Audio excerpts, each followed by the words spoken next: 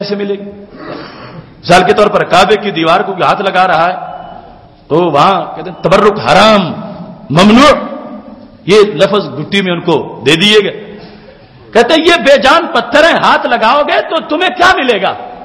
تو یہ نظریہ بتانا چاہتے ہیں کہ برکت کے لیے چیز کا زندہ ہونا ضروری ہے، پھر برکت مل سکتی ہے، ورنہ برکت نہیں مل سکتی. اور دوسرا، جس وقت کوئی کہتا ہے مواجہ شریف کے سامنے کھڑا ہے اور حاضری دے رہا ہے تو اسے کہتے ہیں چلو امشے سلم ماشیا، بس چلتے چلتے سلام کیا، جو یہاں زیادہ کھڑا ہونا اسلام میں جائز نہیں ہے. تم سمجھتے ہو برکت ملے گی؟ برکت کیسے ملے گی؟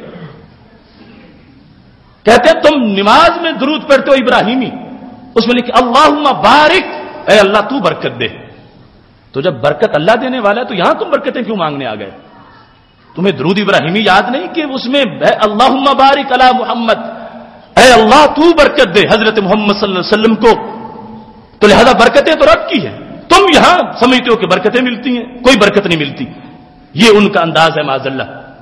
تو میں اب وائنڈ اپ کرتے ہوئے یہ جو ان کی عقیدہ سودا اور غلط سوچ کے حوالہ جات عرض کرنے کے بعد اب تھوڑا سا بتانا چاہتا ہوں.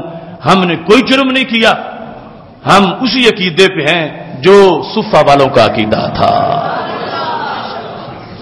اس سلسلہ میں یہ جو ان کا نظریہ،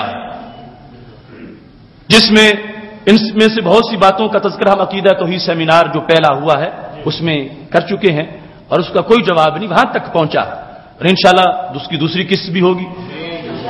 یہ میرے پاس صحیح بخاری شریف ہے.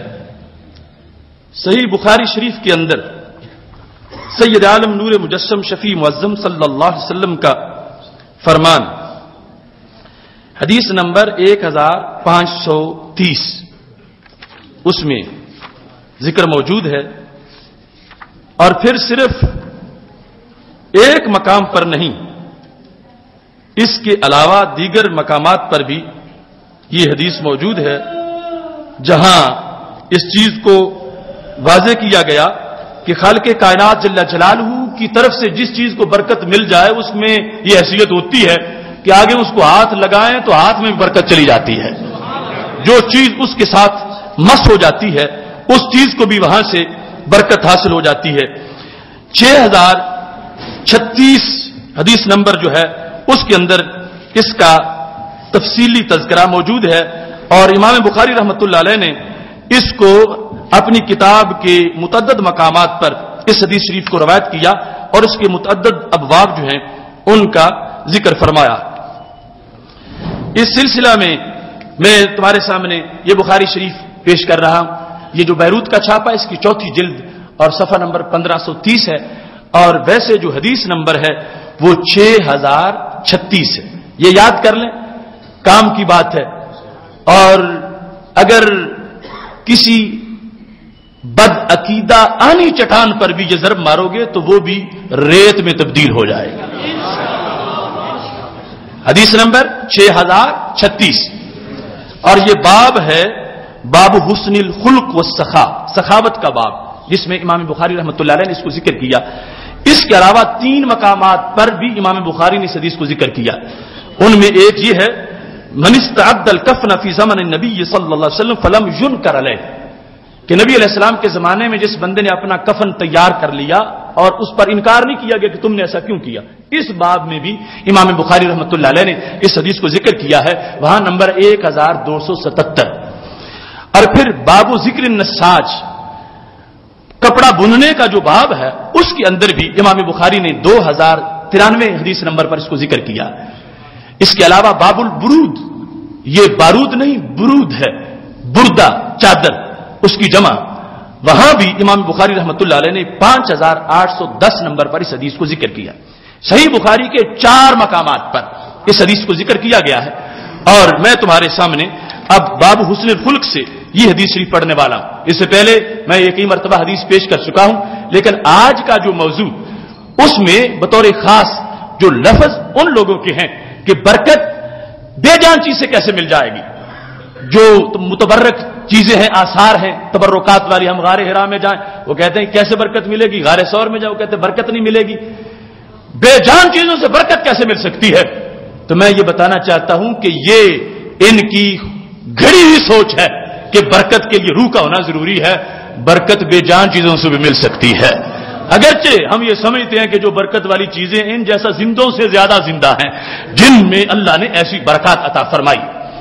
برکت کا لفظ ان کے نزدیک ممنوع اور حرام ہو چکا ہے کہ کسی مخلوق کے فرد پر کسی چیز پر اس کا اطلاق کیا جائے. اب دیکھنا یہاں ہمارے آقا صلی اللہ علیہ وسلم تشریف فرما مدینہ شریف میں جات امراتن ایک عورت آ گئی الی النبی صلی اللہ علیہ وسلم محبوب علیہ السلام کے پاس بے بردہ چادر لے آئیں. اور حضرت سعد بن سعد راوی ہیں دوسرے مقام پر کہتی ہیں نسجتھا بیدی میرے محبوب ہاتھوں سے بن کے لائی ہوں مشین کی بنی ہوئی چادر نہیں ہے.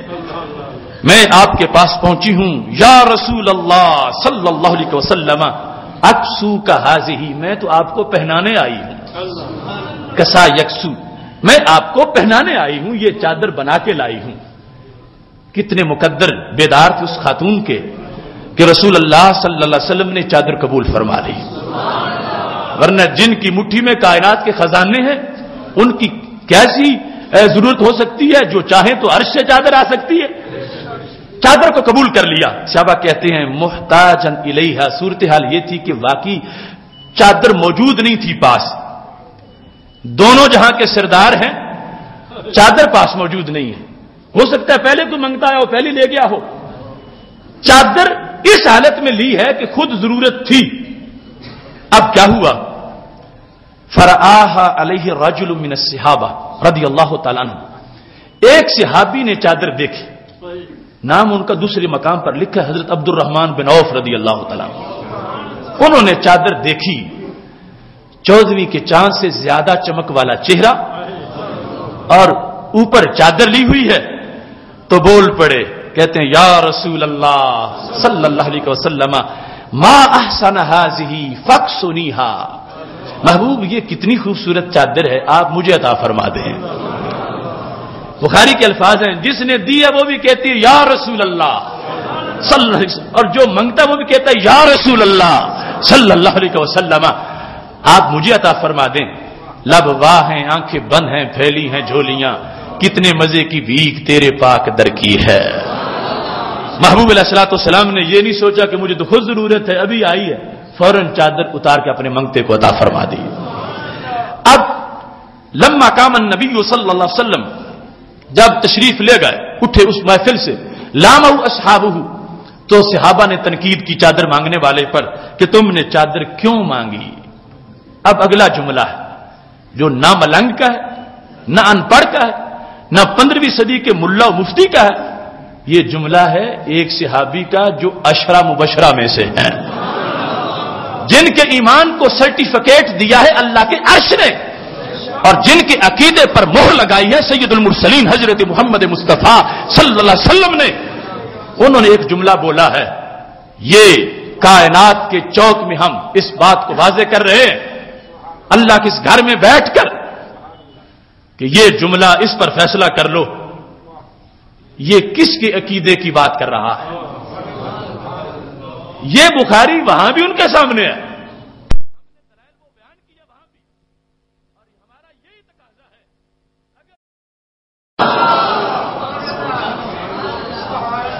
رجو تو برکتہا میں نے چادر برکت کے لیے مانگی.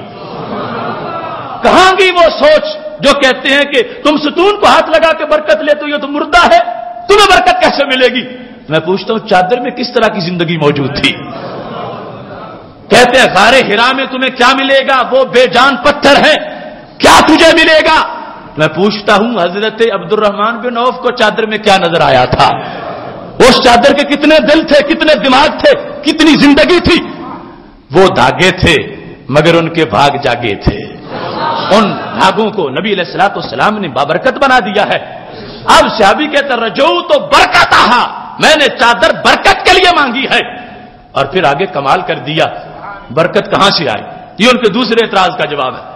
جب کہیں کہ ہم تو برکت لینے آئے ہیں نبی علیہ السلام کے پاس وہ کہتے ہیں برکت تو اللہ دیتا نبی کے پاس برکت کہاں سے آئی. ہم کہتے ہیں برکت دیتا خدا ہی ہے مگر محبوب اس کو تقسیم کر دیتے ہیں. رب کی پیدا کردہ برکت کا سٹور آپ کے پاس ہے، آپ دے دیتے ہیں، منگتوں کو عطا کر دیتے ہیں۔ اب یہ عقیدہ ہم نے گڑا نہیں، یہ تو صحابہ کے مجمع میں بیان ہوا اور سب نے تصدیق کر کے بتائی ہے۔ رجوت برکتہا، میں نے برکت کے لیے مانگی۔ برکت کیوں ہے اس میں؟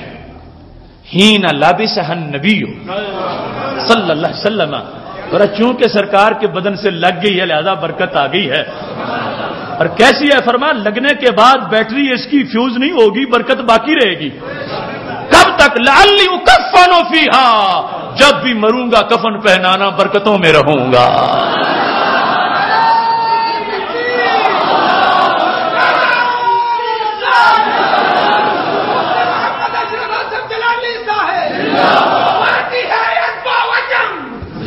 رجو تو برکت، میں نے برکت کے لیے مانگی۔ برکت کہاں سے آئی؟ کہتے ہیں لابسہ النبی صلی اللہ علیہ وسلم، سرکار کے بدن سے لگی تو برکت آئی۔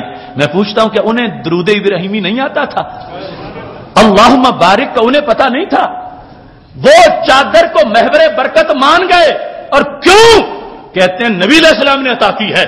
یا سرکار کے بدن کو محور برکات ماننا اور اس بدن کی برکت جس میں منتقل اسے برکت والا ماننا، یہ بریلی شریف میں امام احمد رضا نے عقیدہ نہیں گڑھا، یہ رب نے عرش سے نازل فرمایا ہے۔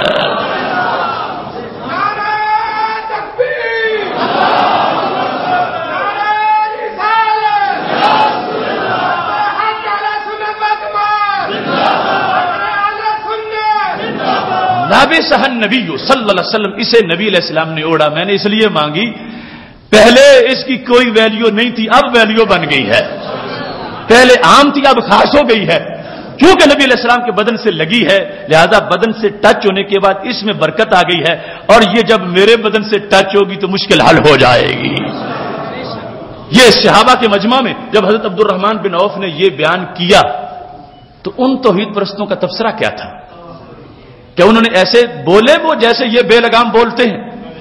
ان کے یہ سارے فتوے کہہ رہے، انہوں نے کہنا تھا شرک اکبر تم نے کر لیا، تم سے ابو جہل اچھا ہے کہ جس نے کلمے کا مطلب صحیح سمجھا، تم نے نبی کی چادروں کو مشکل کشا مان لیا۔ یہ شروع ہو جاتے بے لگام بولنا، لیکن وہاں صحابہ کرام علیہم رضوان کے سامنے جب یہ بیان کیا گیا، آن دی ریکارڈ ہے، ایک نے بھی تنقید نہیں کی، سب نے حمایت کی ہے۔ کیونکہ خلاصہ یہ بن رہا تھا میرے بھائیوں، میں نے کوئی گرمی سے بچنے کے لیے نہیں مانگی، میں نے تو نارے جہنم سے بچنے کے لیے مانگی ہے۔ اور اسی بخاری میں لکھا ہے کہ جب وصال ہوا تھا حضرت عبد الرحمن بن عوف کا نبی علیہ السلام کے وصال کے کئی سال بعد، تو جو صحابہ زندہ تھے انہوں نے اسی چادر کا کفن پہنایا تھا۔ اگر یہ گھڑا ہوا نظریہ توحید ہوتا وہاں تو صحابہ کہہ سکتے تھے اسی وقت منہ پہ عبد الرحمن کو اور وصیت کرو مانیں گے، یہ تو شرکیہ تم کر رہے ہو معاذ اللہ، تمہارا رب کے فضل پہ کوئی بھروسہ ہی نہیں، چادروں کے سہارے لیتے پھرتے ہو۔ کہہ سکتے تھے صحابہ اگر یہ باتیں سچی ہوتی، اگر ان میں سے کسی نے نہیں کہا مبارک ہو سنیوں، تمہارا وہی عقیدہ ہے جو صفہ پہ بیٹھنے والوں کا عقیدہ تھا۔ کسی نے رد نہیں کیا اور پھر سب نے عمل کیا۔ یہ چادر پہنائی نبی علیہ الصلوۃ والسلام کو، ان لوگوں نے اپنی کتابوں میں لکھا جس میں وہ الفاظ بار بار دہرائے گئے اور بتایا گیا کہ صحابہ ایسا نہیں کرتے تھے۔